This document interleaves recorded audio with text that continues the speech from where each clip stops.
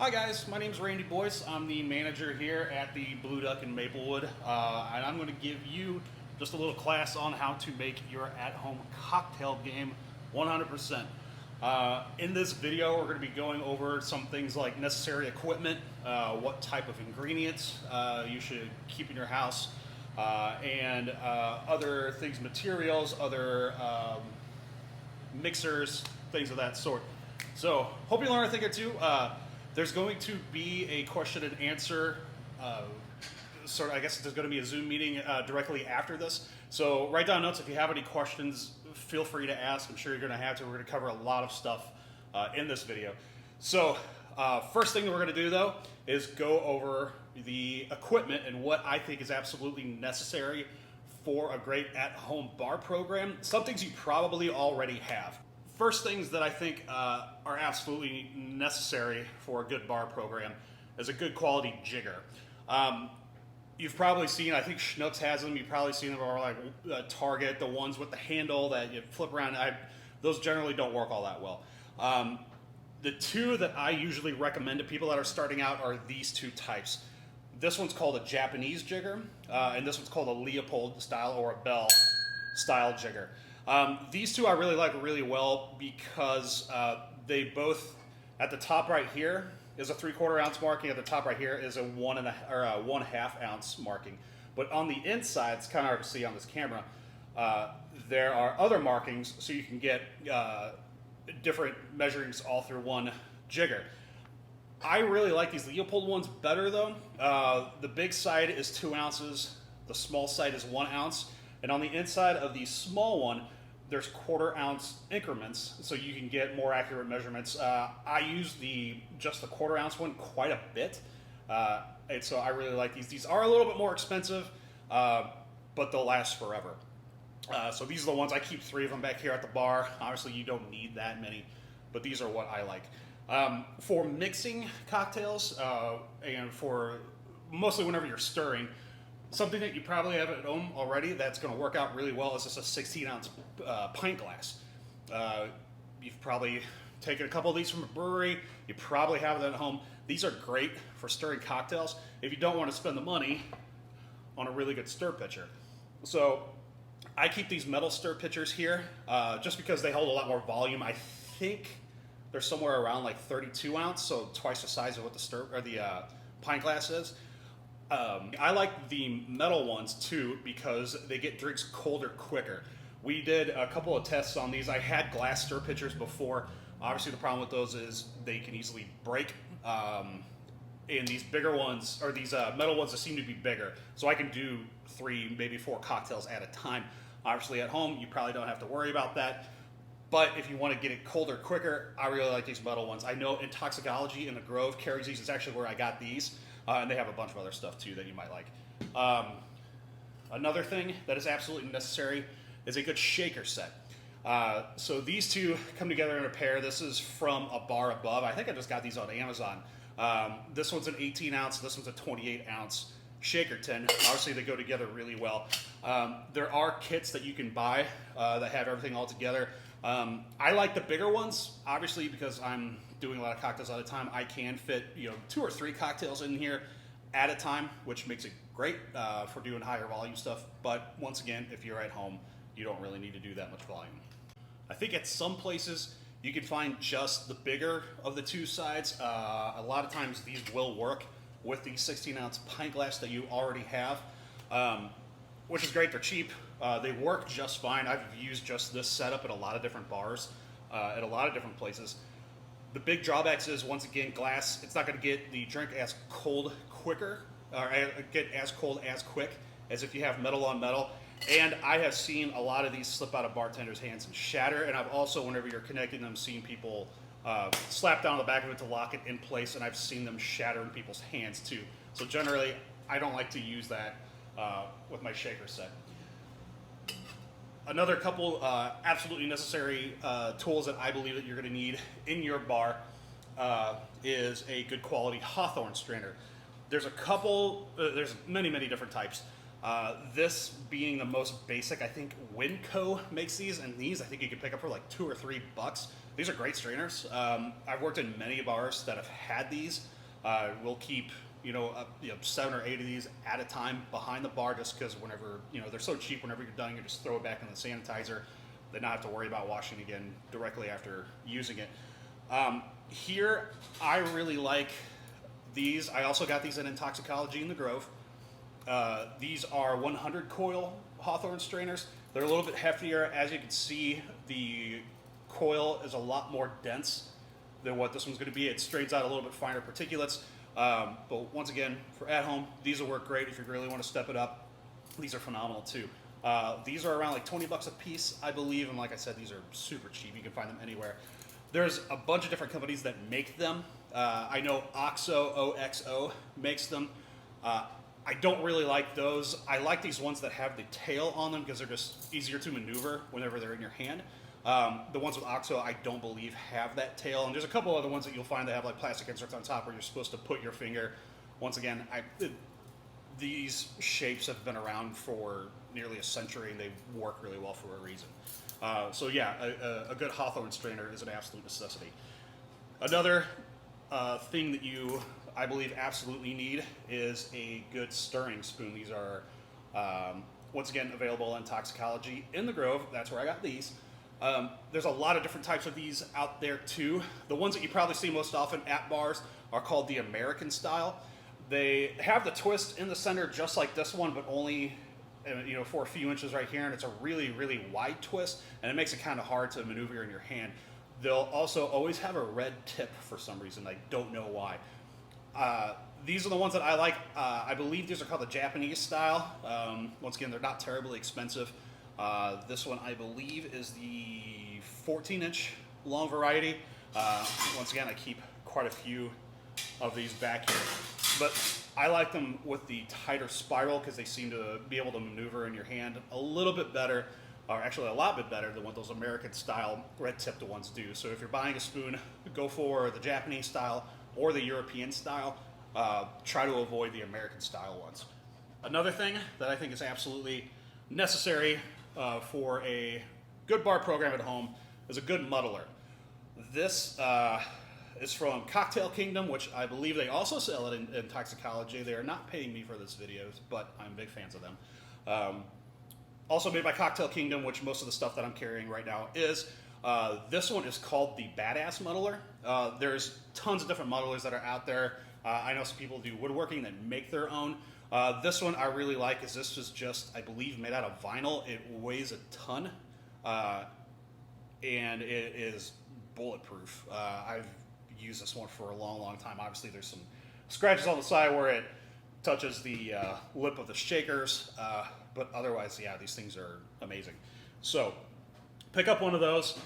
Also, a good knife, a small paring knife, as long as it's sharp.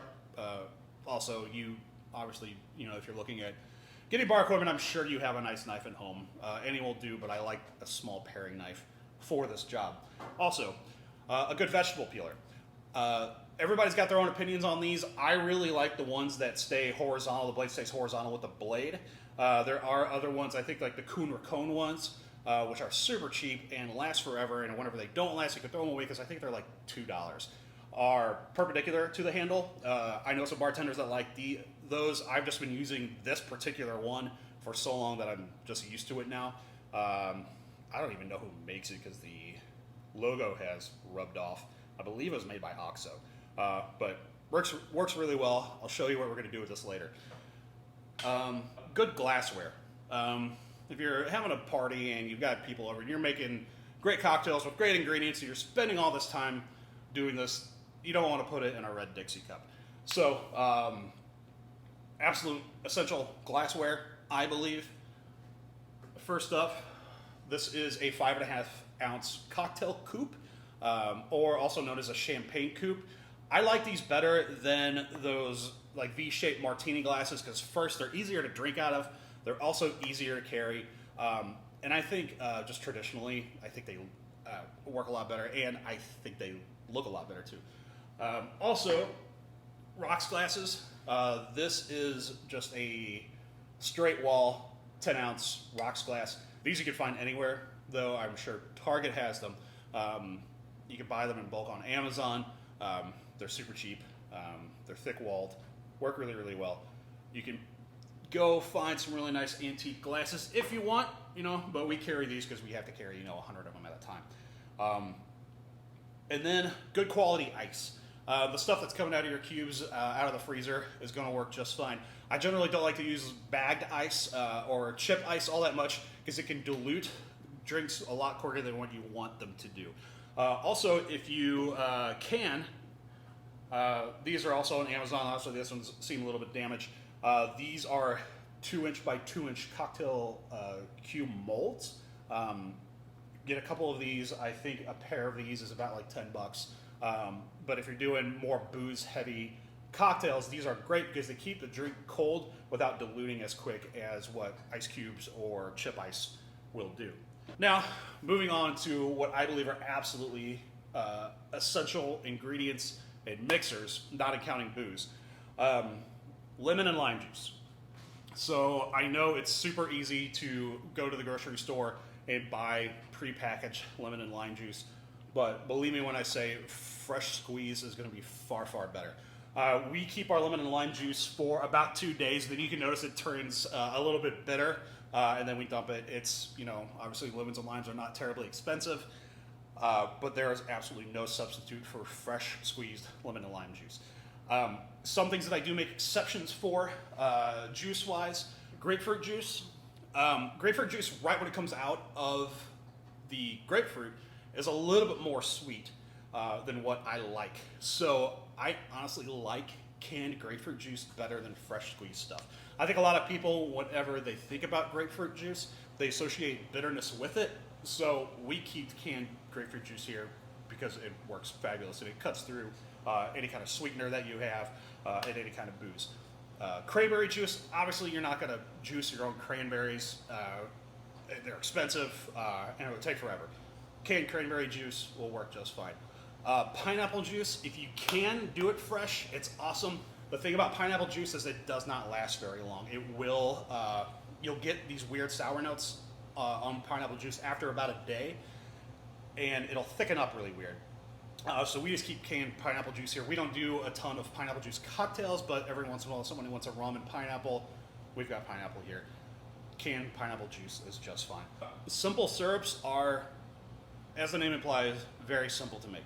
I know in most liquor stores and liquor aisles and grocery stores you can buy simple syrup, but it is way too expensive, and you can easily make it on your own.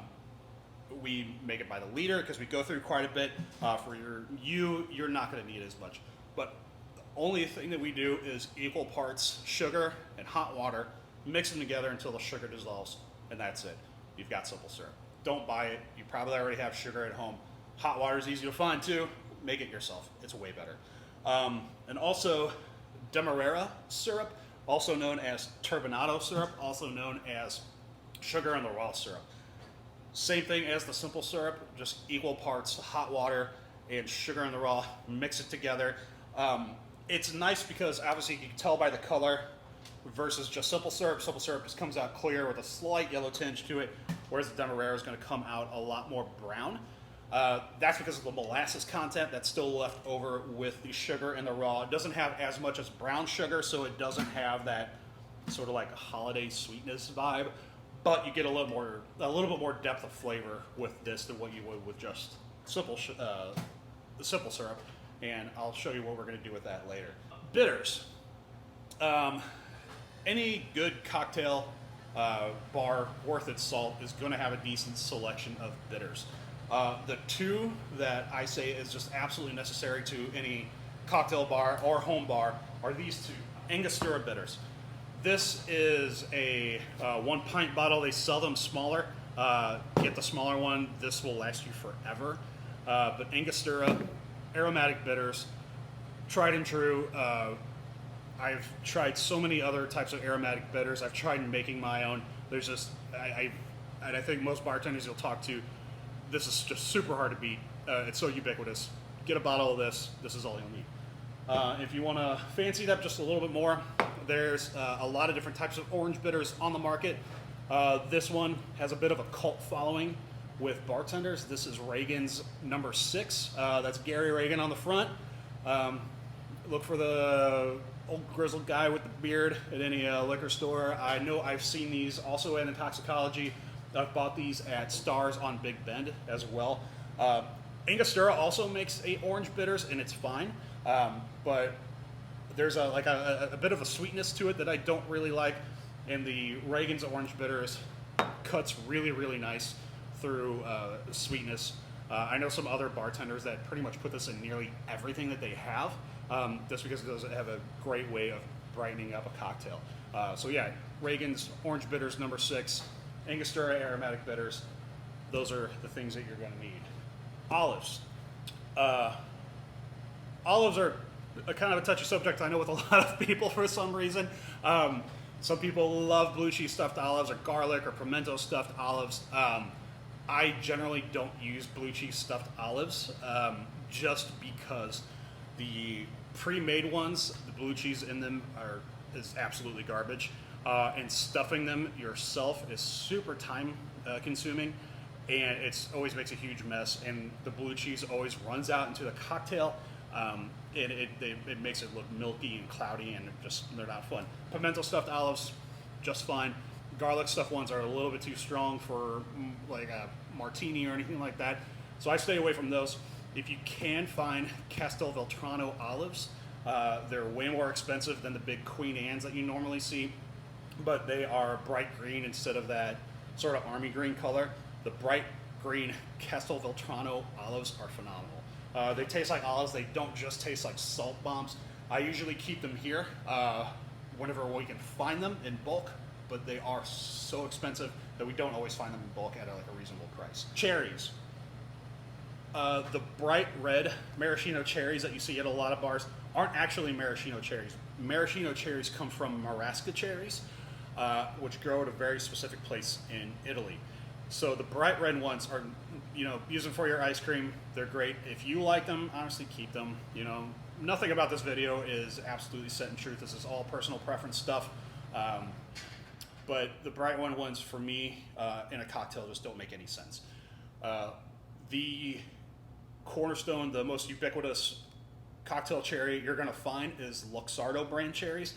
I don't have them here. It's just another one of those things that, for us, they're easy to make. We make our own spiced whiskey cherries just out of frozen tart red cherries. If you ever want the recipe, just come find me here at Blue Duck. I'll give you the recipe. But Luxardo, you'll see a lot of cocktail bars with Luxardo cherries. There's a lot of other brands out there too. I think Parisienne makes them. Woodford Reserve, I know, actually makes really good cocktail cherries too that you can find at a lot of grocery stores around here. But any of those are going to be far better than those bright red candied fire truck put on top of your sundae cherries. If you pick up a jar of Luxardos, you're going to be super glad you did, because they are so good, and the syrup makes a great sweetener for any cocktail too. Put a little in a daiquiri, they're real good. All right, lemon and lime wedges. I am super, super particular with my bartenders here, and with any bartender that has worked with me. Whenever you're cutting lemon and lime wedges, remove the seeds, pretty please. There's nothing worse than sipping on a Tom Collins through a straw and all of a sudden getting the seed shooting in the back of your throat. Remove the seeds. It's super easy to do. Please do it. Club soda, good stuff by the bottle. Obviously, we've got a soda machine here, so we've got a nearly endless supply of it. Works fine for us. Tonic, we make our own here, and you can buy some here if you would like. For $20, you get a liter of it. It'll make about 40 cocktails. Other brands of tonic that I really like, Fever Tree makes a great tonic. Q is the one that we carry here, and it comes in these little bottles as to eradicate waste, but Q tonic is great. It's got a little more bitterness than what the Fever Tree tonic does, but it cuts through gin really, really well. It complements a lot of London Dry styles really well. But if you like, Seagram's or what other, I can't remember who else makes decent cheap tonic, it'll work too. It's fine. It's all personal preference. Ginger beer or ginger ale. We don't keep ginger ale back here just because I think it's a little bit too sweet. And it's way easier to sweeten up a cocktail than to de-sweeten it. So I keep ginger beer here, also from Q. Fever Tree also makes great ones too. If you go down the soda aisles at a lot of different grocery stores, you'll see a lot of like artisanally made ginger beers. All are fantastic. Certain ones have better applications than others. The one that I found that kind of works across the board is the Q ginger beer. Works really, really well. If you can pick that up. Canada Dry is fine. Like I said, it's a little bit too sweet, and it's a lot easier to add sweetness to a cocktail than to take it out. All right. Some things that I think you should absolutely avoid. Cocktail premixes are usually just sugary garbage. Sweet and sour mix, for the most part, is super easy to make yourself. Equal parts lemon and lime, take that amount to equal parts simple syrup, combine them together. That's basically all that sweet and sour mix is. The stuff that you get in the bottles, the Mr. and Mrs. T or whatever like that, it's a lot of artificial stuff. Generally, and the same thing with food, the better ingredients that you use, the better the end product is going to be. So if you're using fresh juices, you're using real sugar, it's going to taste a lot better than corn syrups or artificial flavoring or anything like that. So use the real stuff. It's way better. Pre-made cocktail mixes, like mojito mixes, same thing. Artificial mint flavoring just doesn't taste the same. It doesn't taste the same as real mint. Most of these cocktails are super easy to make that you can find pre-made, batched mixers for. Make them yourself. It's going to be way better, I promise. Grenadine, not going to deny, I do love cheap Rose's Grenadine and Sprite, just Shirley Temple. I do love it. But if you do just a quick Google search on house-made Grenadine, it is super easy to make and it tastes phenomenal. All it is just sugar, pomegranate juice, and pomegranate molasses. I usually keep some back here just for the one tequila sunrise that I probably make a month, but it makes a huge difference in the end product. So if you like cheap red grenadine, Rose's Grenadine, we keep it here. It's fine, but make it yourself and it's going to be way better. Moving on to the types of liquor that I believe every bar, a home bar, should stock. These are just the bare essentials. Obviously, there's a huge world of booze out there, but if you're only going to keep 5 bottles in your home bar, this is what I believe they should be. First off, decent vodka. Me and vodka kind of have a little bit of a love-hate relationship. Reason being, for a spirit that's supposed to have absolutely no color, aroma, or flavor, there's a lot of different brands out there that are essentially producing the exact same thing. So it's one of those things that I say, if you can get it local, absolutely do. This is 1220's encrypted vodka. This is what we use for our house vodka. It's priced really, really well. It's made by 1220 Spirits. It's the same group as Four Hands Brewing. Phenomenal vodka at a great price. We keep it in the well. If you're going to have one vodka at home, something like this is fine. If you're super particular about your vodka brand, Absolute, Tito's, Grey Goose, Kettle One, we keep those all here because, obviously people want to have options. Go for it. I'm not going to stop you, but I think it's just one of those things that's best made locally. Bourbon. So there's a huge world of bourbon out there. There's a lot of great bourbons, honestly, that you can find at the $20, $25, even $30 mark. That will be great for nearly any bourbon cocktail that you're going to make. The bourbon that we keep here in the well, good old Four Roses, used to be called Four Roses Yellow Label. Obviously, it's not a Yellow Label anymore.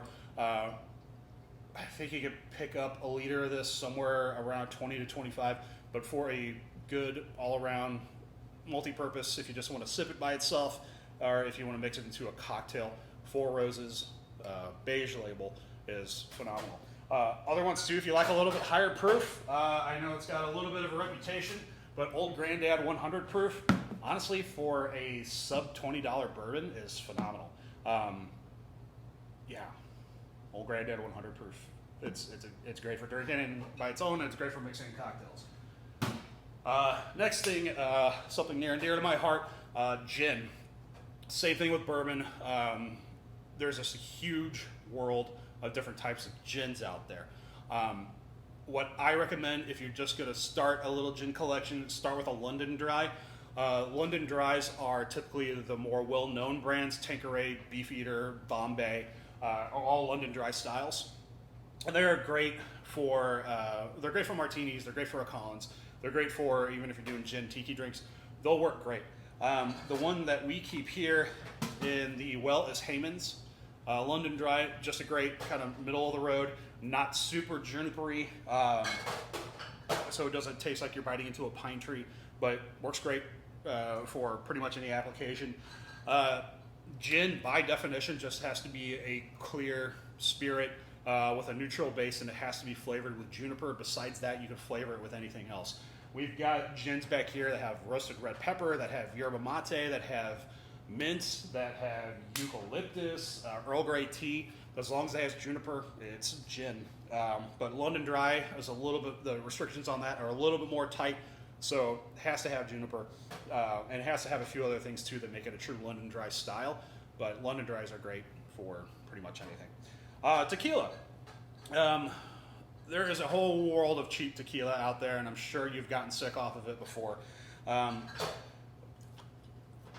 You can buy a great tequila at around the $20 price range. This is Cimarron Blanco, which I believe is a little bit less than 20 bucks.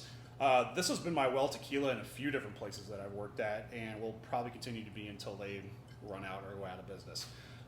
Whenever you're buying a less expensive tequila, just look for the part that says 100% agave or blue agave or 100% de agave.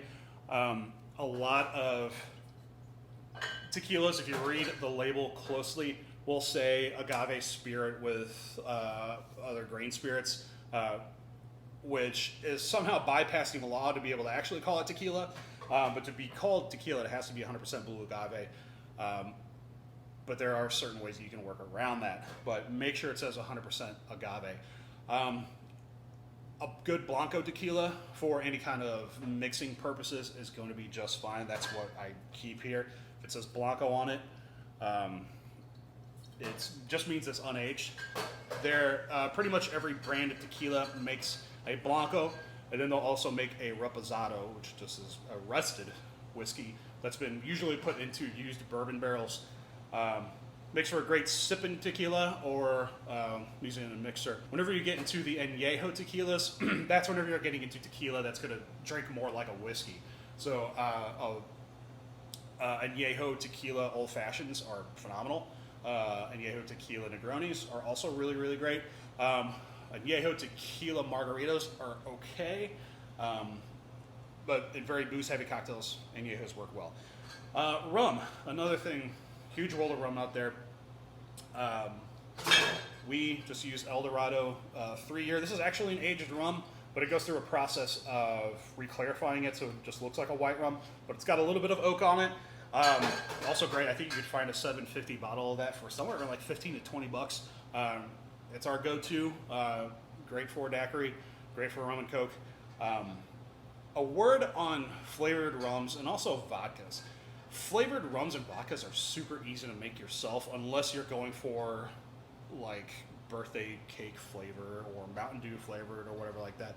But making a coconut or making a citrus vodka or rum is super easy to do.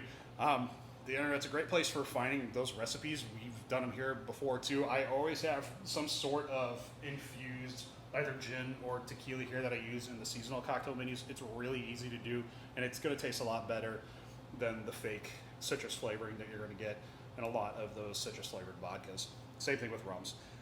And then another thing that I think is necessary, those are the 5 bottles that are just absolutely necessary, but another thing that I think is a really good idea to have is a good rye whiskey.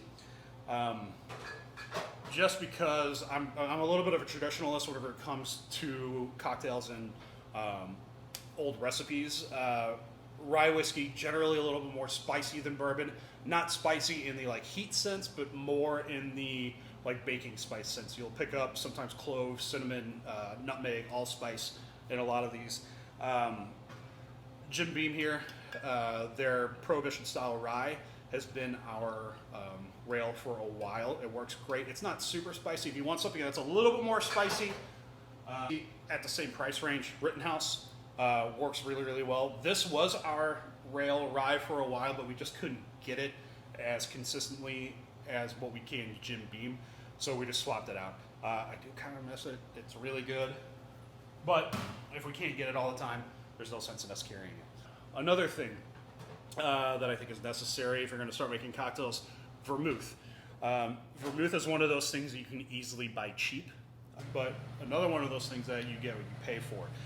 Vermouth, most of the time on its own, is not terribly expensive, but there is kind of a threshold whenever you start to get into the really, really cheap, just kind of swill, versus more traditionally made vermouths that actually use real herbs instead of artificial flavorings.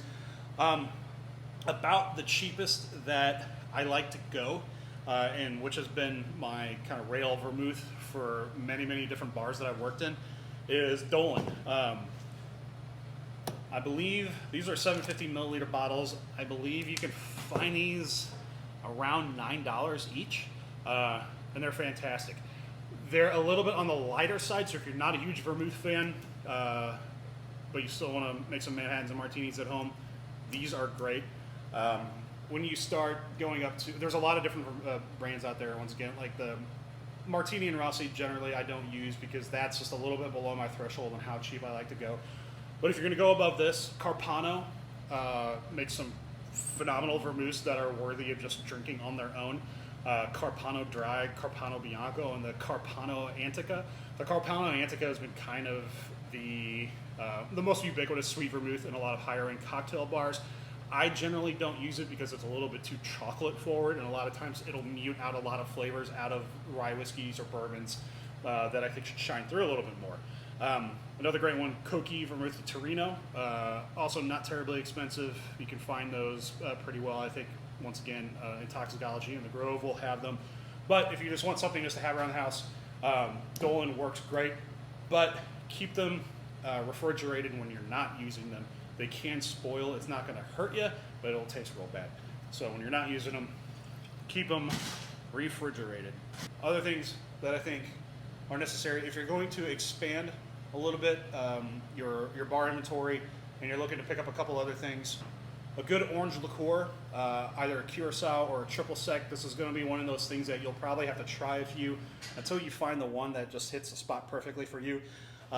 Here, we use this Ducat Curacao Noir. This is actually locally made. There's not too many Curacao producers in the United States, but this is made out of Beaufort, Missouri, and it's phenomenal. There's a lot of different companies making Curacao. The cheap stuff's like De Kuyper or Bowls. It's just going to be super, super sugary and artificial orange flavored. This is going to be more on the drier side, which makes it a great mixer because, once again, you can always add sweetness, but you can't take it out. It's got a little bit of spice to it, but it's great, and it's not terribly expensive. If you can find Ducat Curacao Noir, your margaritas will thank you for it. Another thing that I think you'll benefit from, it's a little bit of an acquired taste, but once you acquire the taste, there's nothing that can substitute it. Campari, I love Campari. It's bitter, it's bold.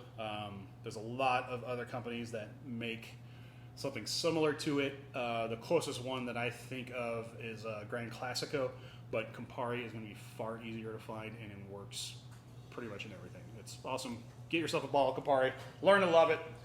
One other thing, and the last thing that I think that most everybody needs is salt. Anytime you're using citrus, anytime you're using Campari, just add a little bit of salt. I usually keep a dropper bottle of a salt solution. It's just 5 parts water to 1 part salt by volume. Add a couple drops anytime you're using lemon, lime, orange, or Campari, and it really bumps up the sweetness a little bit, cuts a little bit. It kind of makes everything meld together a little bit better. Just the same as food. Adding a little bit of salt always makes it taste better. Put it in your cocktail. It'll work. I promise you. And then there's lots of other ones. If cognacs, mezcals, absinthes, scotches. experiment with them. Come by, stop and see me, and we'll go through a bunch of different ones, and we'll find one that you like if you want to keep it in your home bar. I don't think they're absolutely necessary. I think with the bottles that I just talked to you about, a vast majority of cocktails that you're going to make, those bottles will take care of it. But obviously, as you can see behind here, there is a slew of others. This isn't even the biggest inventory of any bar that I've ever worked in. This is about a quarter of the size of ones that I've worked in before, and this is a lot of booze. So there's way more places to go than that. All right, enough talking about ingredients. Let's actually make some stuff. So in this one, we're going to go over technique. And in doing that, we're going to make 4 different cocktails. We're going to make an old-fashioned, so whiskey old-fashioned, a classic margarita, a classic mojito, and a classic martini. And we're going to go over the technique and how to make those and how to make those well. This is something that I see a lot of new bartenders and a lot of home bartenders don't really understand, is that the technique and the execution of the cocktail is just as important as the ingredients that you put into it. A lot of people don't spend the time on the technique, and the end result is just not a very good cocktail. I want to show you how to make these and make these well and impress your friends into thinking, or get them into thinking that you're some sort of booze genius, or you went to bartending school, which isn't a real thing. Don't go to bartending school. All right. So first thing we're going to do, I'm going to show you how to make a good margarita. This is going to be a shaken cocktail. Anytime that you're using citrus, egg white, we're not going to do here, don't worry. Any kind of dairy, heavy cream, or anything like that, or any kind of thick syrup, you're going to want to shake it. Anything that's not super booze forward is going to get shaken. It's going to affect the texture and slightly affect the flavor of the cocktail too. A little bit of aeration will go a long way. Don't shake your martinis. It's not going to work out. To make a good classic margarita, there's a lot of different ways that you can make this. But this is the way that I made it here. I've kind of played with a bunch of different margarita recipes. This is the one that I've sat with just because I think it's true to the traditional style, and it fits with a lot of people's palates. Traditional margaritas are a little bit brighter and a little bit more sour than I think what a lot of people expect them to be, because I think just Mexican restaurants with the sweet and sour mix and the cheap tequila and making these big sugar bombs kind of ruined what good tequila or a good margarita should be for a lot of bars and people making them. So this is how I make my margarita. Step by step, I'll show you the good technique to do this. I'm going to use the Leopold jigger for this. Once again, if you've got the Japanese style, if you've got the cheap style ones that you can get, I think they come in like a pack of 3, or the ones with the handle, either way. If you can get this Leopold jigger, it's going to work out way better for you. First off, margarita, classic margarita, is just tequila, curacao, and lime juice. Since we're using a curacao that doesn't have a lot of sugar content in it, we have to bump it up a little bit, otherwise it's going to be very sour. So first thing we're going to do, if you have agave syrup, which you can buy in most city stores, use it. Absolutely, it's going to be great. If you don't have agave syrup, 50-50 part of honey and hot water mixed up just to make kind of a syrup will work just as well. We're just going to do a 1/4 ounce of that. We don't want to impart much flavor. All we really want to do is impart sweetness. Whenever we're building a cocktail that's going in a shaker, we want to use the smaller one. Reason being, if you use the bigger one and you fill it up too much, whenever you try to put the smaller one over, it's going to spill out everywhere. If you use the smaller one, this is more important if you're making a few cocktails at a time. If you use the smaller one, you'll know, obviously, whenever you get to a point to where you can't put any more in there because it's going to fall off the side. This will fit over it, no problem. This will have a problem if it's too full. So 1/4 ounce of honey. We're going to use our fresh squeezed lime juice. We'll do 3/4 of an ounce of that. Now this is going to be kind of hard to show on the camera, but when you're using a jigger, especially if it has the inside markings, always go just a little bit past the line. What I tell bartenders is the customer will always know if you shorted them, but they'll be just fine if you give them a little bit too much. So whenever you're using a jigger, and especially if you're going to the top, like this one is a 1 ounce, we're only going to 3/4 here, but if you're going to 1 ounce, you want a little bit of a bulge in the liquid that's in that jigger. So 3/4 of an ounce of that. I'm going to go back to our friends over at Duckett with 3/4 of an ounce of their Curacao Noir. And then standard shot sizes for the most part in our bar is 1.5 ounces, with a few exceptions, and we'll show you what that exception is soon. But 1.5 ounces in a margarita will work just fine. When you're holding a bottle, by the way, if you can find these pour spouts, these are the best ones that you can buy in the market, but they're still garbage. I don't know why somebody hasn't developed a better pour spout. These leak. If you can, please develop a better one. But when you're holding the bottle, grab it by the neck, put your thumb over the pour spout, just to make sure it doesn't fall out, which these have a tendency to do. Go 1.5 ounces tequila. Now we've got everything in there. Now we add ice. So inside the shaker, the liquid level goes up to about here. Add as much ice as you can at the bare minimum. Since it's right here, you want to go to where you can add enough ice to where you can't see the liquid inside. It's going to be hard to show you on my iPhone camera. Add enough in there. And then take your top end, put it over like that, and give it a good smack. That'll lock it down and keep it from falling out. Now, whenever I get new bartenders that haven't done this before, I always tell them to put fingers on the back, fingers on the front, and hold in the middle, and always shake away from what you don't want to hit. I've seen a lot of bartenders shaking towards a customer, let go of it, and it fall on the customer. I always shake away. I'd rather it hit the floor than hit a customer. So hold on to it tight. I've once again met a lot of bartenders that say I've never let go of a shaker tin, and then I watch them let go of a shaker tin. Hold on to it tight. I've done it. Pretty much everybody I work with has done it. And the saying goes, you want to shake it awake, not rock it to sleep. So give it a good about 15-second shake.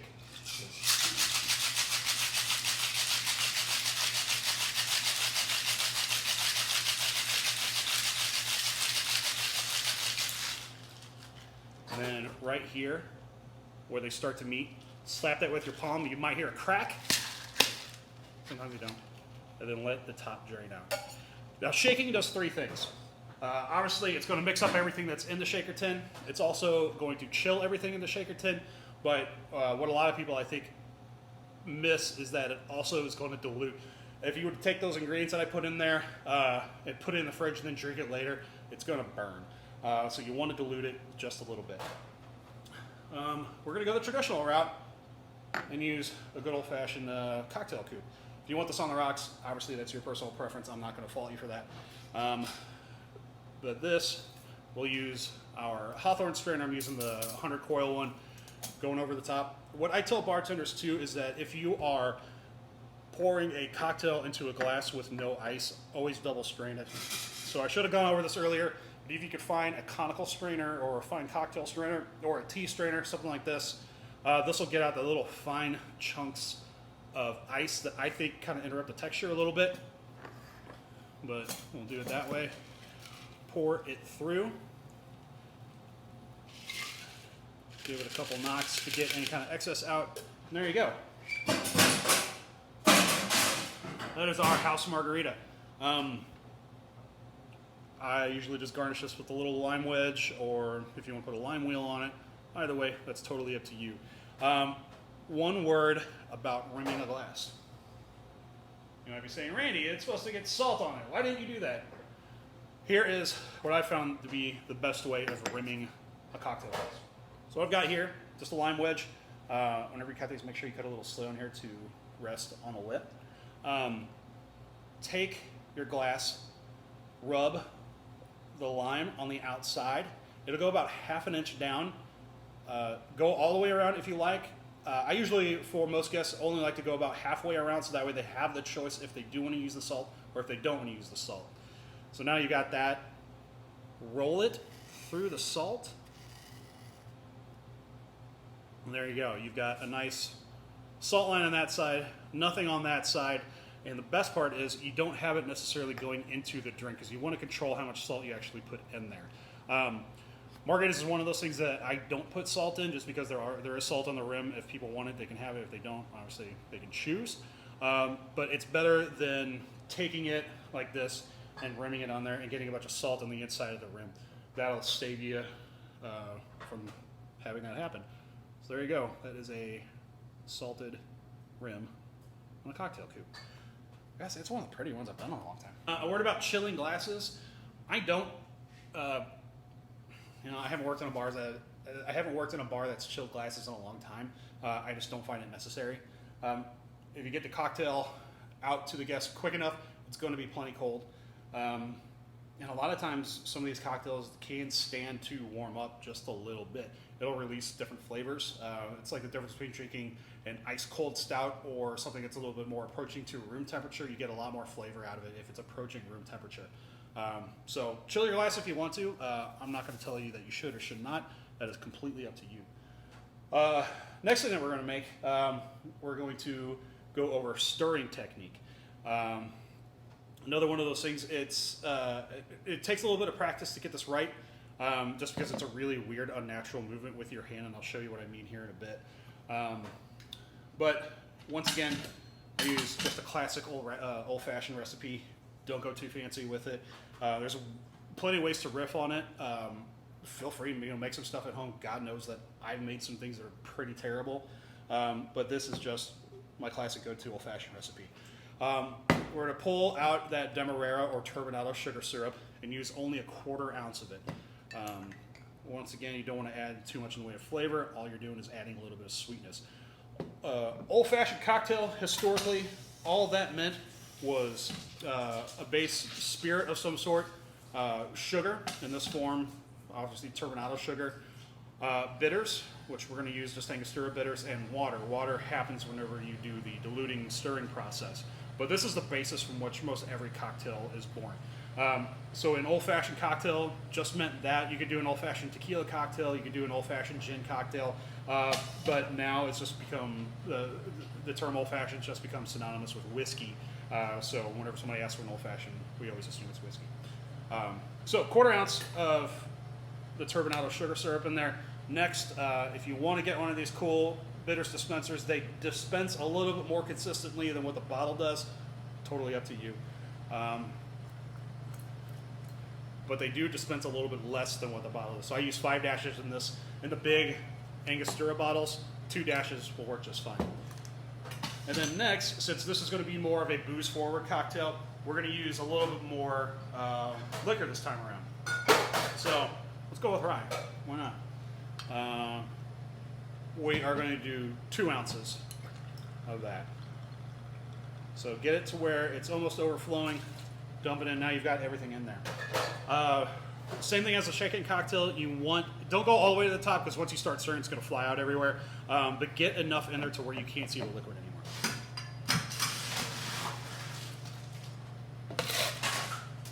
There you go. Now, with the spoon, this also works just fine with a straw. It's actually easier with a straw, but this looks cooler. Take the back of the spoon and put it against the wall. And then figure out if you want to go clockwise, if you want to go counterclockwise. I'm one of the few people that I know that do counterclockwise. If you want to go clockwise, that's fine too. What you don't want to do, though, is disturb the ice in there too much. What that does, when the ice hits one another inside the shaker, it'll break off and it'll dilute it quicker.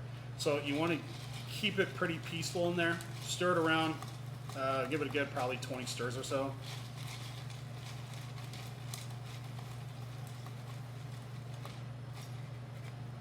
A little bit on the back of your hand. Give it a taste. Tastes good to me. We're just going to use a classic rocks glass for this. And then we're also going to use one of the big cubes in there too.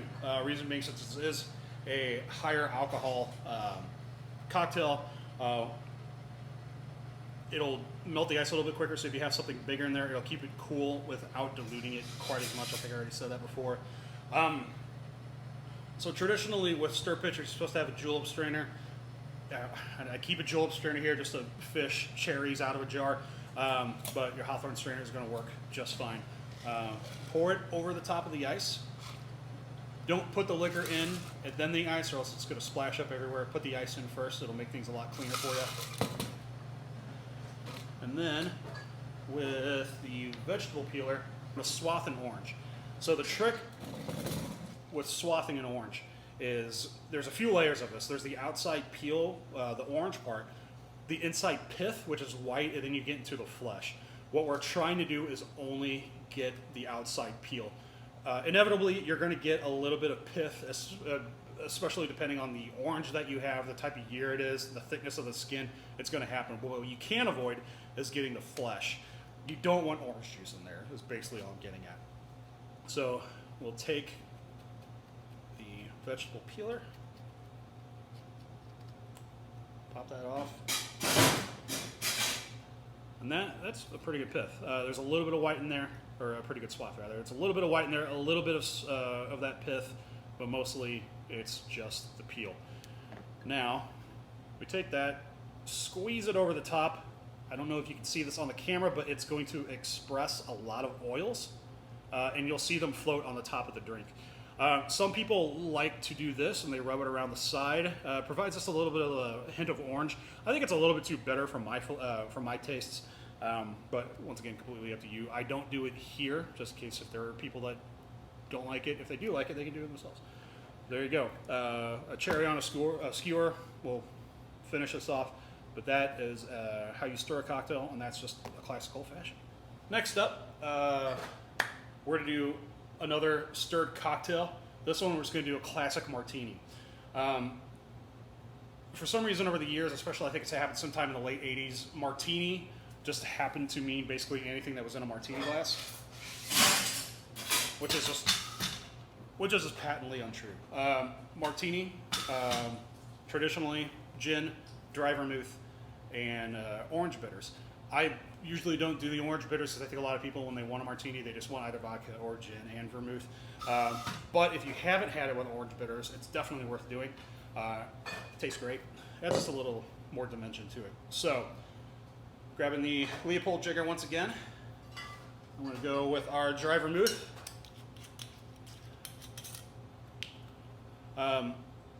Since dry vermouth doesn't have as much sweetness as like the sugar syrup that we use in the old fashioned, we're going to go an ounce of this. 1 full ounce there. Back in the fridge.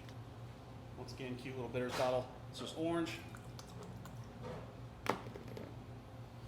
And then, me being a traditionalist, we're going with gin.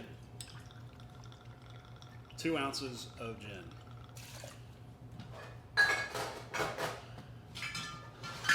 Once again, adding enough ice to cover the liquid.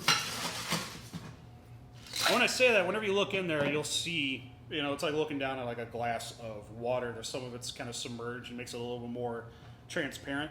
When it's sitting on the top, obviously it's a little bit more whiter and like cloudier. You can definitely see. Hard to explain, but once you see it, you'll understand. Once again, back of the spoon against the wall of that, and give it probably a good 20-25 spins.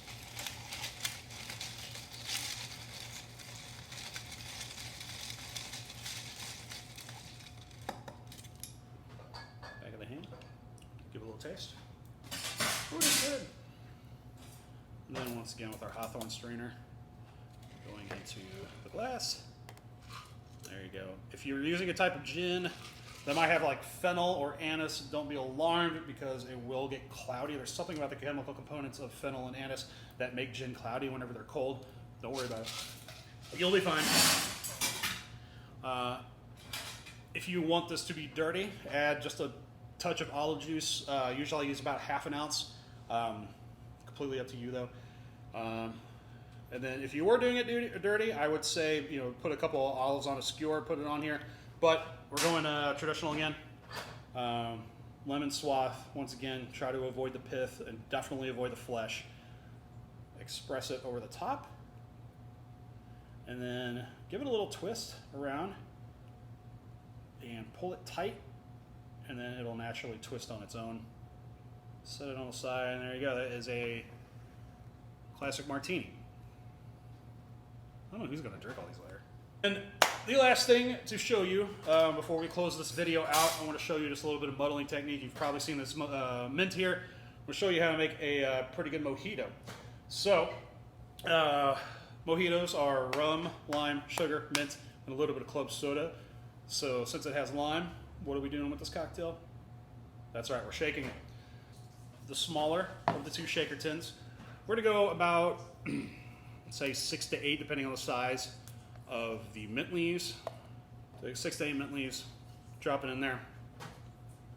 We're gonna go 1.5 ounces of our rum.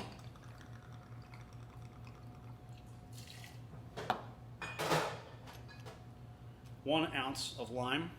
Once again, freshly squeezed because there is no substitute. We're gonna take 3/4 ounce of our simple syrup, which is once again just equal parts water and sugar. Now, this is where the fun part of a mojito comes in. We're going to muddle. So the point of muddling is to just naturally express the oils that are within the mint. You don't want to demolish it, and you don't want to get too much of the stem in there. The stem will make it bitter, but you're basically just putting the muddle in there, giving it a twist, just a little bit of pressure. You're not slamming it in there, just putting it in there, give it a twist, put it in there, give it a twist. The muddle will dry off. There you go. Now, shake it like we normally would.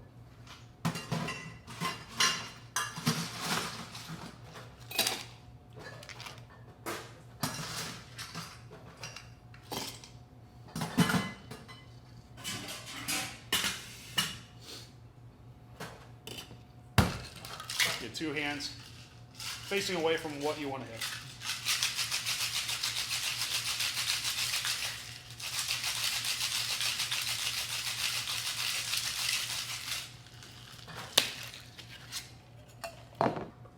Unfortunately, all of my highball glasses are in a box somewhere in the basement that I can't find. We've been using these, post-COVID, using these disposable plastic ones. I hate that we have to use them, but it's the times. Fill it with ice. There's also a little club soda in there too. Now we're going to take our shaken mixture. Now if we pour this directly over the ice, there's going to be a lot of little mint particulates in it. And we don't want that. It'll get caught in your teeth, it'll embarrass you in front of your date, and also just the texture it gives is just kind of weird. So I always say if you muddle any kind of herb, always double strain it. So in this one, this is no exception. Take that, knock that a couple times to get everything out. Now with this, if you don't give it a little bit of a tumble, all the sugary stuff is going to go to the bottom, or all the carbonation, and the club soda is going to go to the top. So just to give us a little bit more of a mix with the club soda, gently run it between 2 vessels. It can be whatever you want. Under no circumstances do you ever shake soda for pretty obvious reasons.